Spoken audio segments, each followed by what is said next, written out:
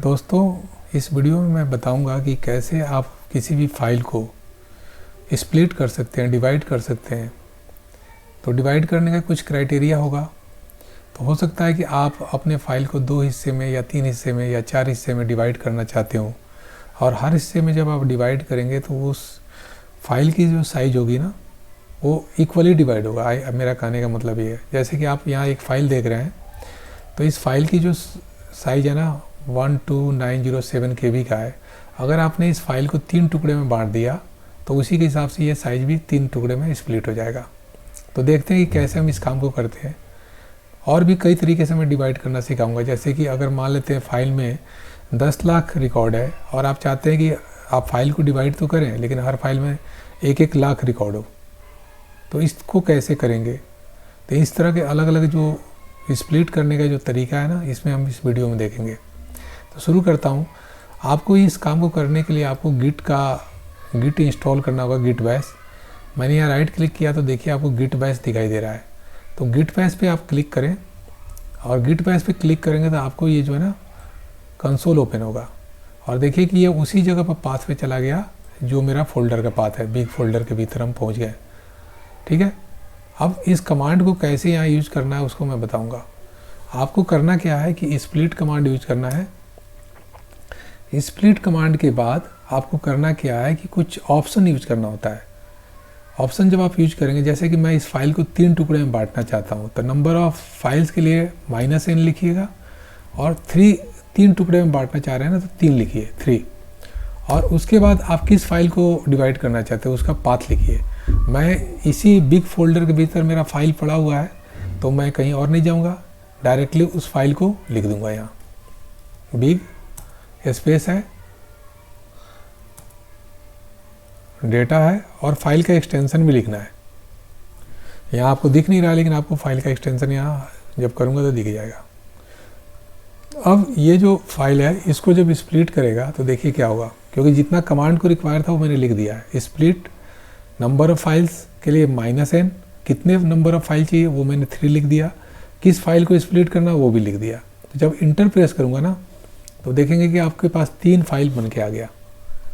लेकिन यहाँ गौर करने वाली बात है, जो पाला लेटर है ना XXX आ रहा है, तो जो भी फाइल बनेगा ना उसका पाला लेटर XXX बाय डिफ़ॉल्ट होता है। लेकिन अगर आप चाहते हैं कि नहीं, मैं नाम कुछ और दूँ, मतलब पाला लेटर कुछ और हो, तो उस केस में आप इसके आगे जो है ना लिख सकते हैं। सपोज कि ये आप चाहते हैं पाला लेटर A हो, तो आप ये कर दीजिए।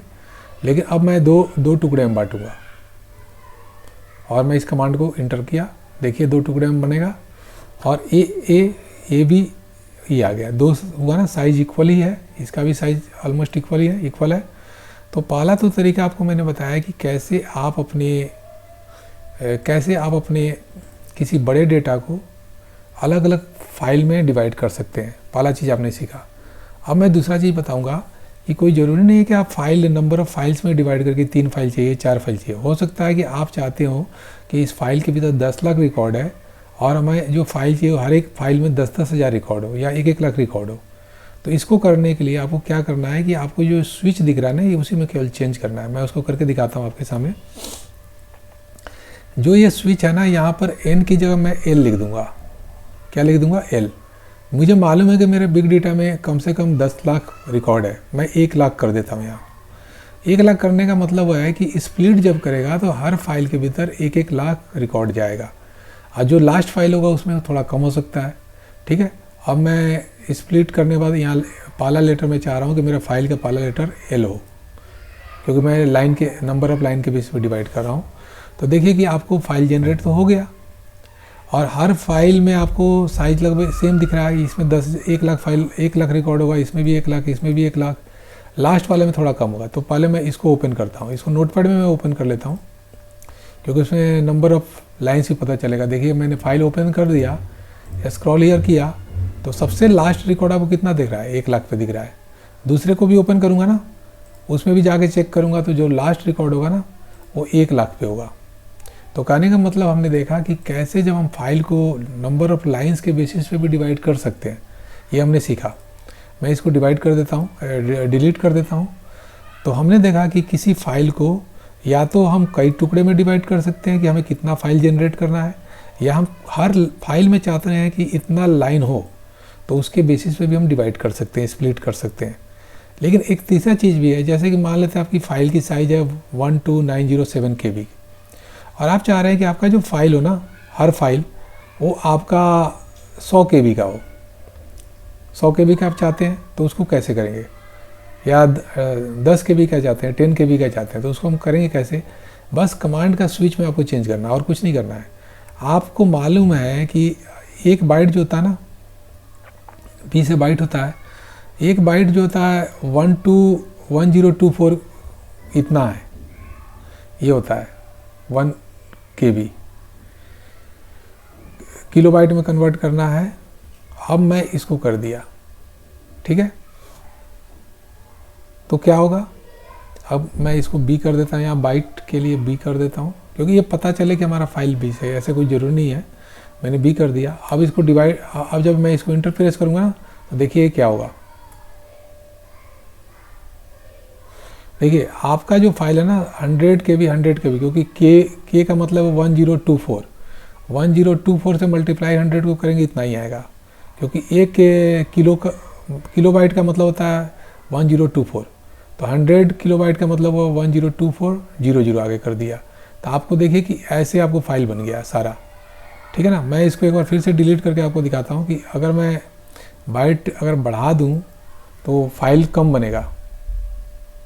जैसे कि अब मैं इसी कमांड को थोड़ा सा, इसी कमांड को 2 0 और बढ़ा देता हूँ और अब डिवाइड करता हूँ, तो देखिए कितने फाइल बन रहे हैं। अब आपको 2 ही फाइल बना, क्योंकि इसमें तो किया गया तो था 10,000 का ही हो गया, 10,000 KB, और ये लास्ट वाला इतना हुआ। तो इस तरीके से आपने लर्न किया कि कैसे जो है हम किसी फाइल को, किसी भी फाइल को, इसको मैं थोड़ा सा या तो जूम कर, मुझे हाँ ठीक है दिख रहा होगा। तो पहला चीज़ हमने देखा कि कैसे हम किसी फाइल को 2-3 टुकड़े में डिवाइड कर सकते हैं, कैसे हम किसी फाइल को अलग अलग नंबर ऑफ लाइंस के बेसिस पर डिवाइड कर सकते हैं, और तीसरा चीज़ हमने देखा कि कैसे हम किसी फाइल को स्प्लिट कर सकते हैं based on the bite size. तो ये 3 चीज़ें आपने सीखा। मैं समझता हूँ ये वीडियो आपको समझ में आया होगा, अच्छा लगा होगा। अगर अच्छा लगा तो चैनल को सब्सक्राइब कीजिए और वीडियो को लाइक कीजिए। Thanks for watching.